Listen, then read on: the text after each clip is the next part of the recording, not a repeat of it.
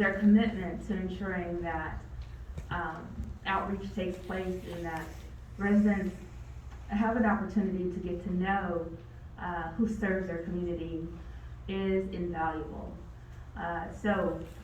In this moment, again, I'd like to thank everyone involved. And at this point, I will check in and see if we have a motion. Move that we, Madam Mayor, I would move that we adopt resolution attachment A approving a 5-year agreement with the County of San Diego and the Sheriff's Department for law enforcement services. I'll second. We have a motion and a second. I would like for our city clerk to call the roll. Mayor Pro Tem Jones? Aye. Councilmember Mendoza? Aye. Councilmember LeBaron? Councilmember LeBaron, aye. Councilmember Gasko? Aye. And Mayor Vasquez.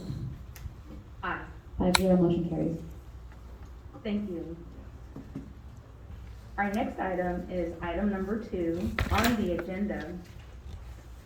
And it is the minor use permit number MUP-210-002 Car Wash Hill. And I'll check in with staff to see if all of the notices required by law have been given and if the complete file of exhibits, correspondence, and other documents have been provided. Yes, they have. Thank you. And I'll check in with our city attorney so that she can explain the process of an appeal hearing and the city council's responsibilities.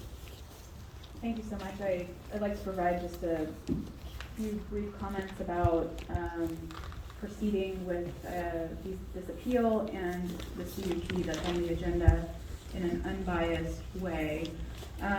When the city council hears an application on a matter like a CUP or an appeal of a land use permit like an MUP, it is acting in a quasi-judicial capacity like a judge. When acting in a quasi-judicial capacity, members of the city council must be neutral and unbiased. This means he or she cannot have a personal or financial conflict of interest, has not prejudged the facts, and is free of prejudice against any of the parties and does not favor any of the parties. That is why preconceived decisions would tend to show that a matter was prejudged, and thus the decision maker is not acting in an unbiased manner in violation of the due process rights of the party at issue. So I would just remind the council that procedural due process requires an unbiased decision maker who does not have a financial interest in the outcome of the decision, does not have a personal interest in the outcome, does not have a bias either for or against a party involved, does not have a bias of loyalty or friendship to an individual involved, and does not have an informational bias due to receipt of information outside of the public hearing. So with that, I would ask the mayor to move forward with the hearing. Thank you.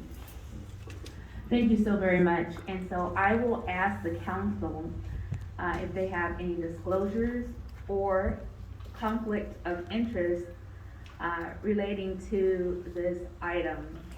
And so I will actually begin by disclosing that I've been contacted by the representative of the applicant who wanted to meet with me regarding this particular site. And the meeting did not take place, but I would like to disclose that on the record. Thank you. I would just ask if there is any bias that would prevent you from being a neutral decision maker today on this hearing.